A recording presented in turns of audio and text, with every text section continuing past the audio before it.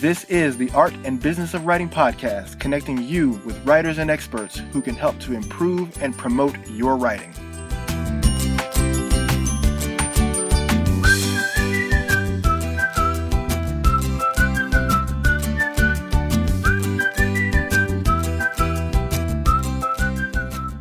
Coming off the overwhelming success of her first children's book, It's Bath Time for Baby, it wasn't long before Tasha's other children started asking about their books, and like a good mommy, she wanted to oblige. Tapping into her inner poet, Tasha was inspired to write Little Freddy's in the Zone by her son's love for all things sports. Tasha used Little Freddy's imagination to pay homage to the legendary greats. Wanting to capture the energy, passion, and determination of Little Freddy whenever he discovers a new sport, Tasha thought it was the perfect opportunity to sneak in a history lesson. Little Freddy's in the Zone is Tasha's second self-published children's book, and she's currently working on her third book, Mommy, I Want to Be a Princess, featuring her daughter, Amira. Tasha currently resides in Virginia with her husband, Freddie II, and her three children, Akima, Freddie III, and Amira. Tasha, welcome to the podcast. Thank you for having me, Chris. Yeah, great to talk to you, Tasha. How you doing? I'm doing great. Just keeping busy. That's what I'm talking about. Hey, so let's talk about some writing. How about that? Okay. All right, so let's look at the beginning of your writing. Like, when did you first realize that you were a writer? Oh, am I a writer? I think I've always written my thoughts down, and most of my writing in the beginning was for professional purposes. Like I would write brochures and marketing material, website content and stuff like that. So people were like, oh, can you write this for me? And I don't consider myself to be a great writer because, I don't do well at editing. I don't do well at proofing. I always have my husband look at my work because my grammar is terrible, but I just like to express myself. And so I guess when my writing took over is actually probably in college. I used to write my husband like little love poems. They weren't really love poems. They were a little bit more graphic than that, but just poems and things about how I felt about him. And then as I got older and we started having our children, I just started singing these and making up these nursery rhymes for my daughter, just basically being able to keep her calm during bath time. And, I'm teaching her how to go down the stairs, or I'm saying good morning to her. And so I just started up making these songs, which I guess were poems. And one of my girlfriends heard me and said, hey, girl, you should turn that into a book. And I said, oh, maybe I will. So I guess that's where it started from. And so now you've got, two books that you've written. You've got one that you're working on. Like, what were some of the fears and challenges that you faced as you were working on your projects? I guess some of the challenges when I started off with It's Bath Time, Baby was that I kind of knew what I wanted to do. And part of my focus was, as a minority, as an African-American woman, I wanted to make sure that my kids had books that reflected them as individuals. And so I wanted to make sure that I could find an artist and an illustrator who was going to be able to capture the essence of my children. And so it was actually a longer journey trying to find an illustrator than it was to write the poem or the book, if you want to call it. And it literally took like 9 years to find someone that, one, I could afford as a self-published person, and then two, that I really just like their artwork, because I'm kind of an artwork snob and I'm very specific about the things that I like and I buy. So I wanted to make sure that I was going to have somebody who was just as equally as passionate about illustrating as I was about writing and getting this project done. Oh, that's definitely very important to make sure that you're compatible with your illustrator. Yeah, and so the path that I kind of led on, it was kind of divine intervention. As you know, I'm a event planner by trade. That's what my business is. And when I was planning weddings, one of the bride's mothers, how parents talk about their kids. She was talking about her daughter and what a wonderful illustrator she was. And I was like, oh, really? And I'm thinking to myself, okay, everybody thinks their children can draw.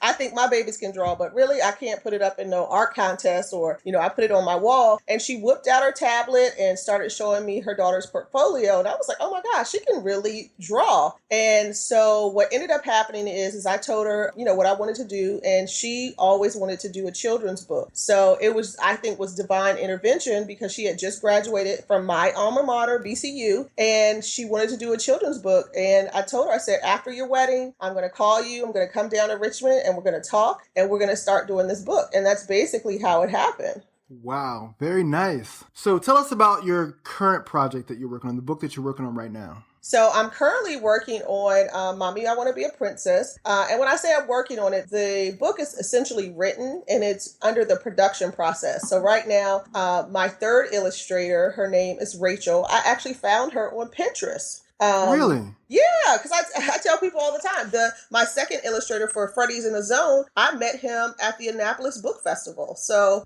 I was out promoting It's Bath Time Baby, and I'm always on the lookout for young illustrators, like people who, want an opportunity to be exposed and who have a passion for, what they do. And so, like divine intervention, I was scrolling through Pinterest one day. I really, really liked this person's artwork. It came up in my feed, and I just reached out to her. I said, I made an introduction. I said, I'm a self-published author. I'm working on my third book, and your artwork really captured my attention. And I was wondering if you'd be interested in illustrating my third book. And that's basically how it happened. Now, I love that. Can you talk a little bit about just really the importance of being a good networker when you're a writer? Because you discovered both of your illustrators through networking. Yes, absolutely. And that's where, Chris, we've known each other for a while, and that's actually how we met, through networking. It's so important, no matter what you do, even if you don't consider yourself to be a business person, you have to go out and you have to meet people in order to promote your product, your service, your books, whatever it is you're doing. And you can't be afraid to ask people for the stuff that you need. Most of the time, people are more than willing, because that's why they're there in the first place. If someone's putting their artwork on Pinterest, they want someone to see it and purchase their product. If they're at a book show, they're there because they want to advertise their services. And so if you never put yourself in a place where you can meet these people, you can't stay behind a computer and,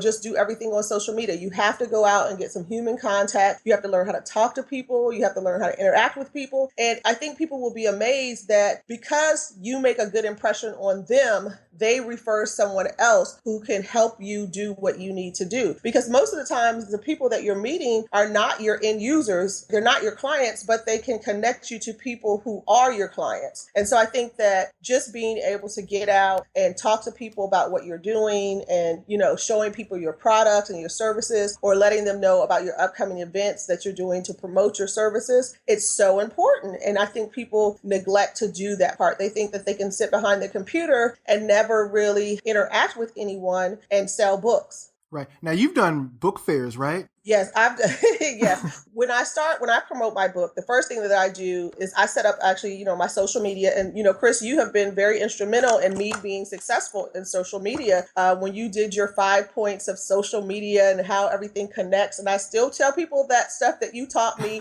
almost 3 years ago about using social media as a marketing tool. And the first thing that I do when I market anything that I do, whether it's a book or an event or anything that I do, is I set up a Facebook page for it.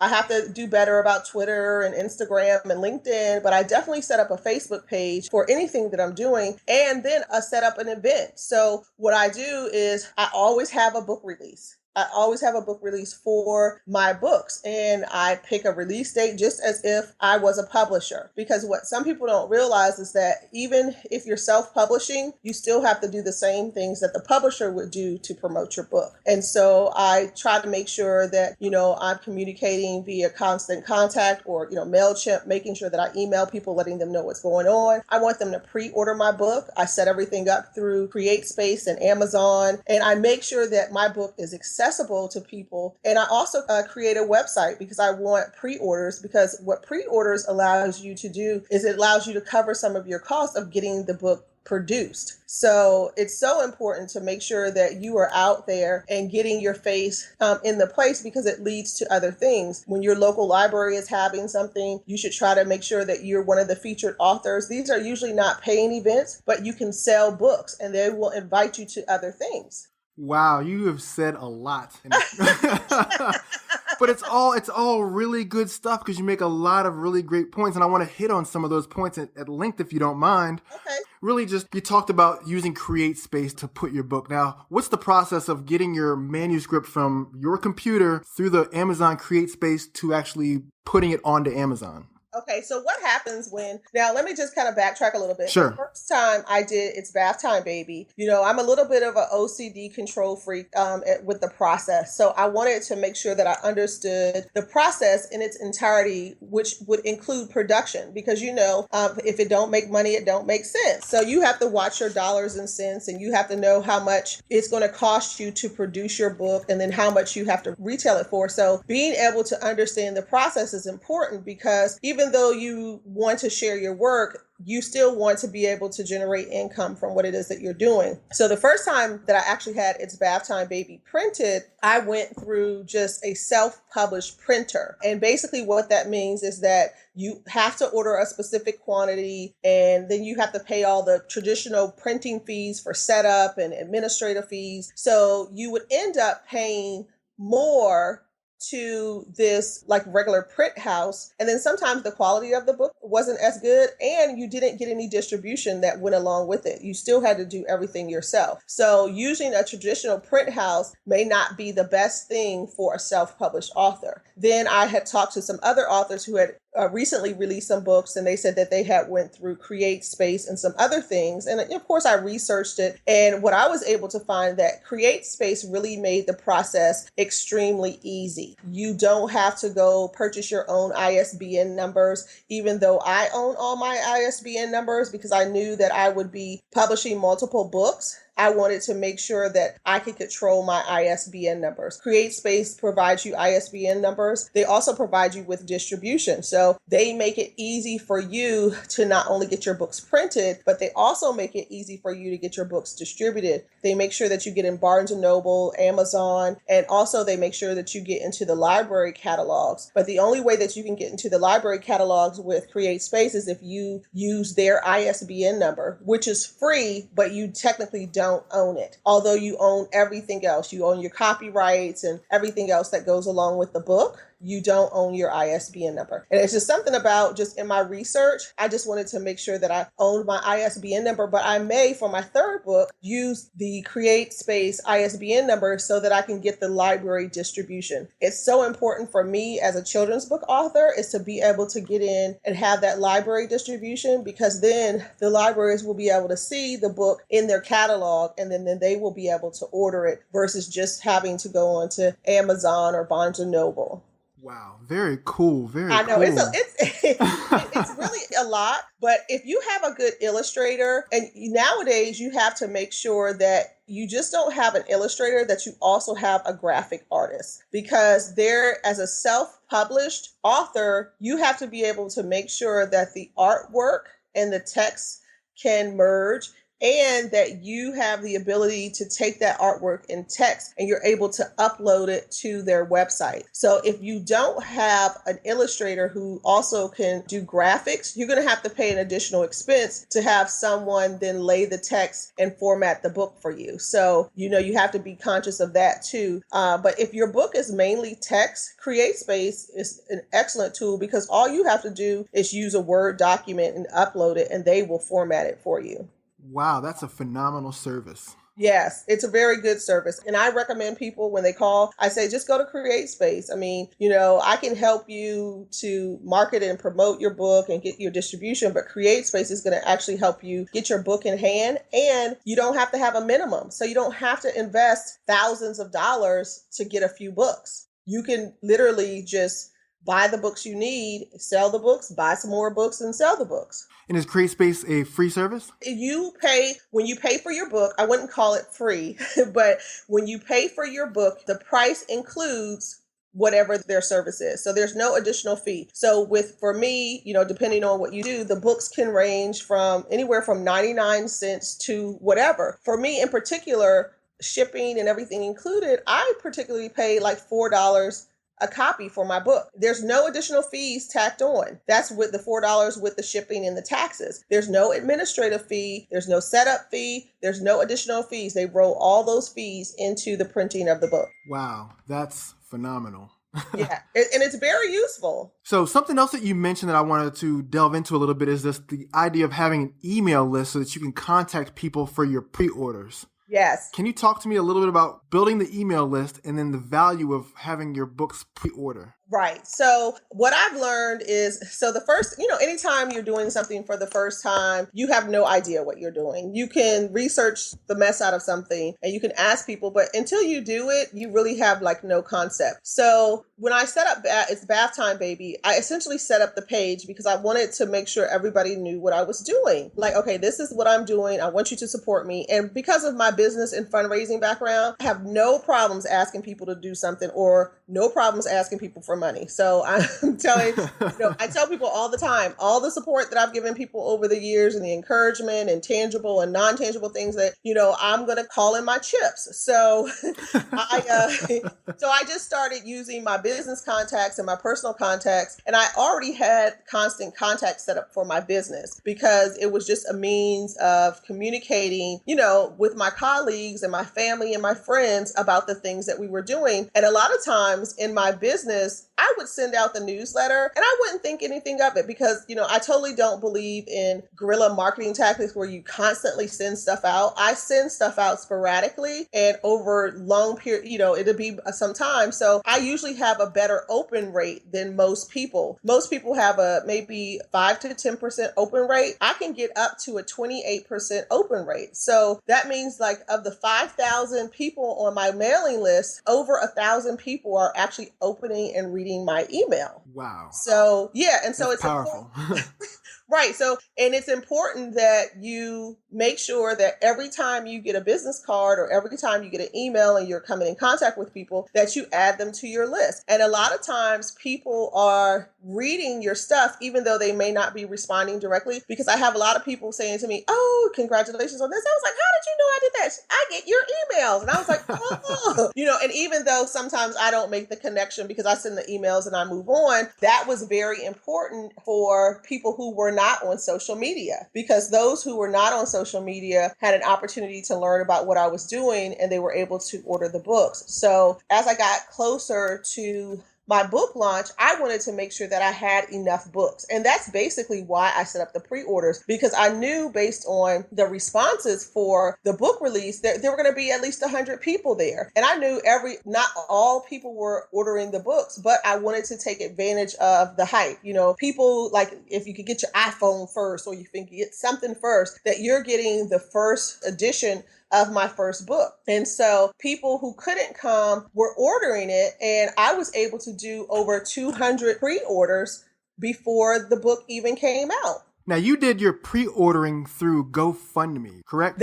Yes, I actually did that one for the second book. Now talk about how you used GoFundMe to handle your pre-orders. Yes. So for GoFundMe, which, I think is ingenious, these crowd campaigns. And, as a fundraiser, I love that kind of stuff because I was like, I wish this stuff existed when I was doing, all this fundraising. But what I did was I saw that a couple of my friends were doing crowd campaigns, for just stuff that they were doing. And I said, okay, wait a minute. I was like, this could probably work for my book. And so what I did different, like I said before, I do something different every time is I not only wanted to capture the $10 for every book, I wanted to capture those who would be interested in giving more and expecting really nothing in return. So I was able to set up a crowdfund account and raise about $1,000 of the $3,000 that I needed to cover the cost of my illustrator, cover the cost of my, launch event, and to cover the cost of the production of the book. Wow. So I actually raised about $1,000 through the GoFundMe campaign, and I covered the rest of the cost through just the PayPal link on my website of people who just ordered the books. I had several people to donate $100, $50, $30 because they were willing to give more, and I wanted to take advantage of that. And they still got the same book as everybody else. Now, you raise up more just important things as we go along, which is phenomenal. And I want to get to them all. Here's the one I really want to hear about right now with the crowdfunding. Talk about the different sponsorship levels. That's something that I think that people don't really understand how they work and how to create a sponsorship level that's going to be attractive to people that will make people want to be motivated to donate. Right. So usually where I started with my sponsorship levels were $15. Basically, the $15 covered the cost of the retail cost of the book plus your shipping. So it was basically $15. And then I went up incrementally from there. So anybody who donated $30 got a book. So, and then if you ordered, if you gave $50, actually it was the next level was $75. If you did $75, you got a book plus a print. Now, some people just gave me $50 because they like nice round numbers. Some people, even though the next level up was $75, they gave me $100. And I went up from there trying to step up the game. So if you went from one level to the next level, you would get more out of it. So if you gave me $150, I would actually get a hardback book printed for you, because hardback is way more expensive than the softback. And I would actually go through the expense of using another online publisher, something similar to CreateSpace, to get a hardback book for you, because in comparison to the cost and then what you donated, it would be worth me going through that process. And then I took my levels all the way up to like $500. Did anybody do the $500? No. But it was out there, so people had the option. I think what I was also able to do is that, the highest donor was like 100, and I got a couple people to do 100, and then they still end up ordering the book online. So I said, you realize you've already given me a contribution and you get a book, and you also ordered 4 other books online. And they were like, yeah, I know. I was like, okay. So you just have to create the opportunity for people to give in a way that's comfortable for them. And that's what the crowdfunding does. But you can't just set it up and let it sit there. You have to make updates to it. You have to send it out to people. You have to let people on social media know that it's there. You can tell them more of your story. You can set up videos there. You can show the progress of the book there. And it's a great tool for people who just kind of want to follow you. A lot of times people are like, what I am is a Facebook photo stalker. And, I may not comment on your stuff, but I'll like your page and I'll see what's going on. And so I'll ask you questions based on what I see on Facebook. And sometimes people are like, no, I was like, oh, it was on Facebook,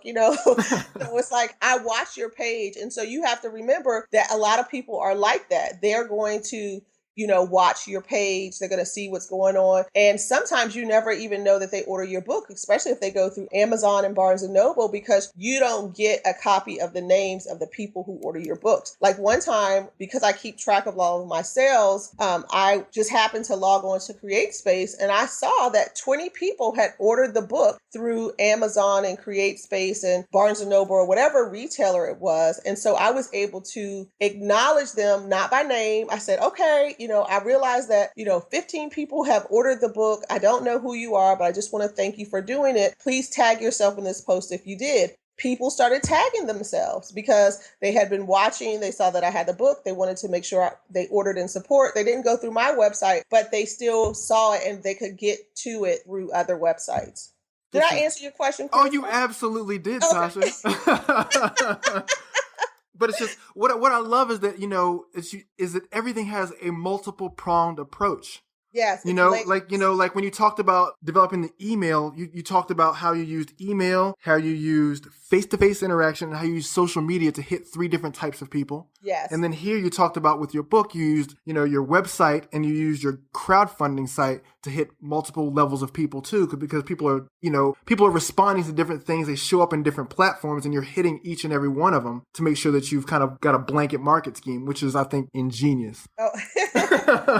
Well, I try to, and I realize that I can do better. And, so what I try to tell people when they call me, because people, because you have friends and you say, oh, my friend's an author, call her. So you don't have a lot of those types of calls, and you, amongst other people, you need to be talking to people and doing workshops and stuff like that. But a little bit of the laziness comes in, where that's a lot of work. So because I know how much work it is for me to do it, and I know how I am as an individual and as an entrepreneur, because we have these conversations about how you have an entrepreneurial spirit, and I realize that is a business in itself of helping people to promote and distribute their book, because it doesn't just stop there. Not only do I do all the things on the internet and with social media and the networking, but I also have to be out at the schools and the libraries, because I need to be where my clients are. And so one time, sometimes I don't even know how people get my name or my number, but I'm pretty sure it's, a friend or a family member, where they say, hey, can you come and do literacy night?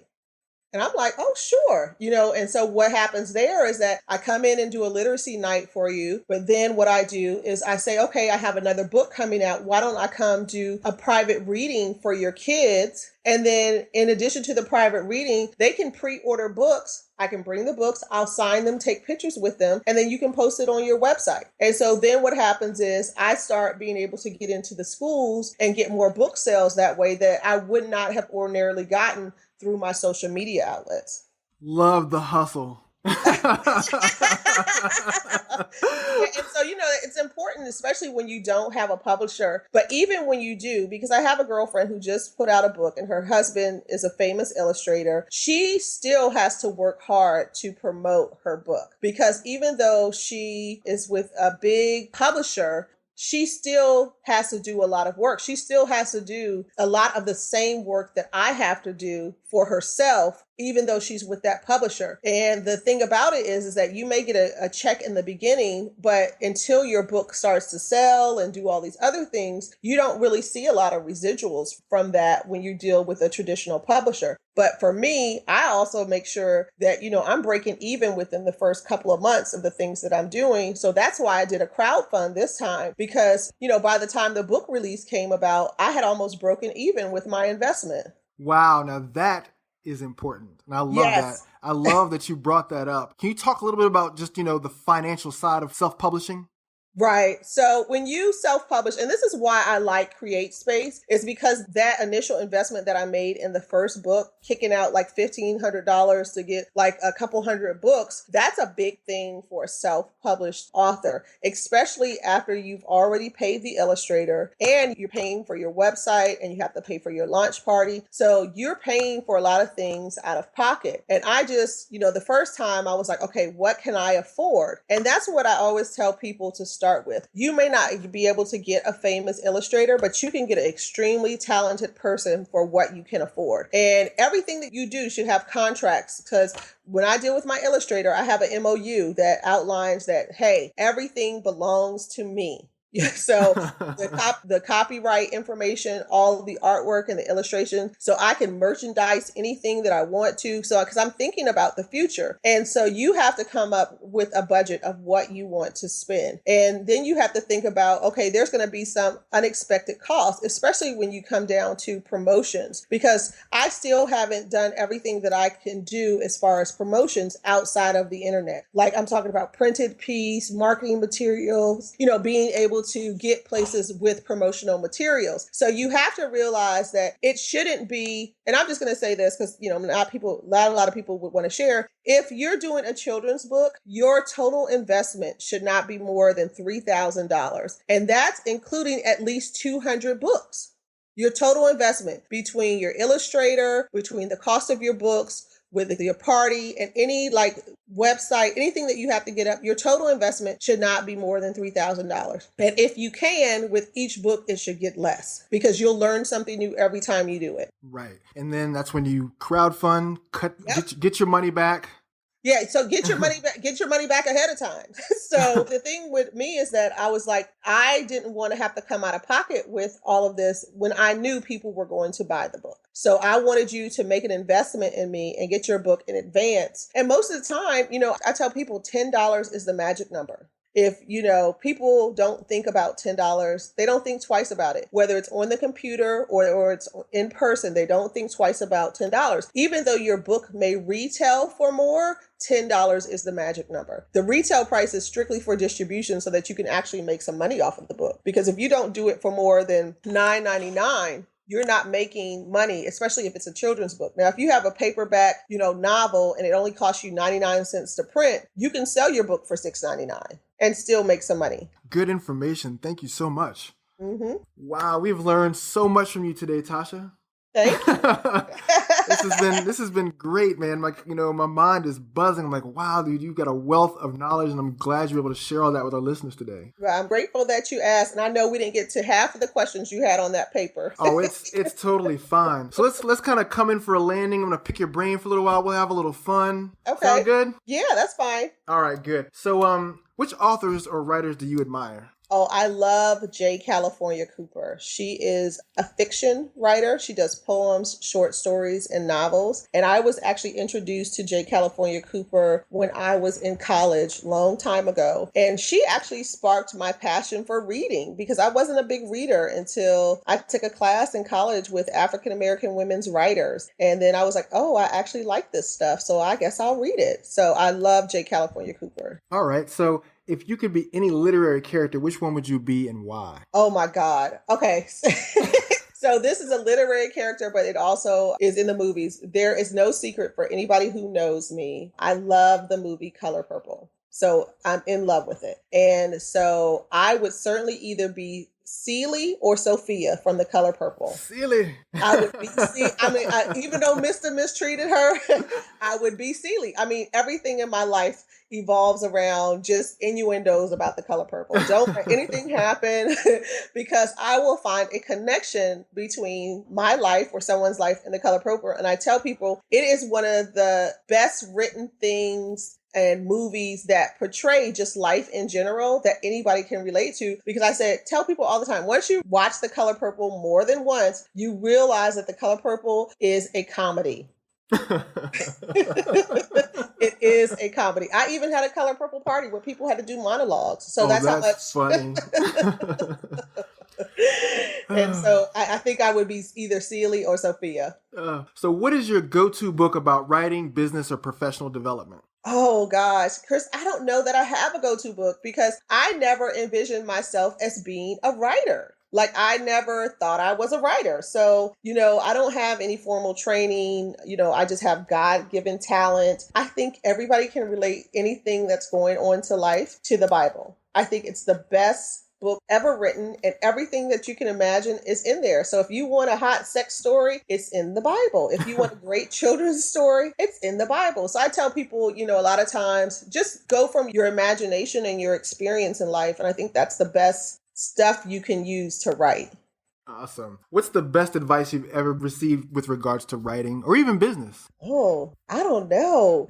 I think my best advice comes from myself, which is just do it. I guess the Nike commercial, just do it. Like if you have an idea about something, you should just do it. Oh, Chris, what is it that I say? Do what you do best and let others do the rest. There you go. Yeah. That's what your favorite quote from me? Yes, it is. Yes, it is. I love that. Yeah, and so I think that's really a good piece of advice for everybody. It's like, do what you do best. Like stay in your lane. If you're a great creative writer, be a great creative writer. Don't worry about grammar and technical writing. Just write and let somebody else read it and, say, okay, well, what did you mean by this? And if it doesn't make sense, let them do that, but don't let them change the spirit of the piece. Like Ooh, love it. Just do what you do. And, a lot of times I don't even, all the stuff that I've written, most people have not read it. It wasn't like I was like, oh, I'm inspiring and I'm going to, I'm not going to Busboys and Poets and standing on the stage and people snapping your fingers like in Love Jones. I'm just writing about what I feel and I'm like, oh, that sounds good.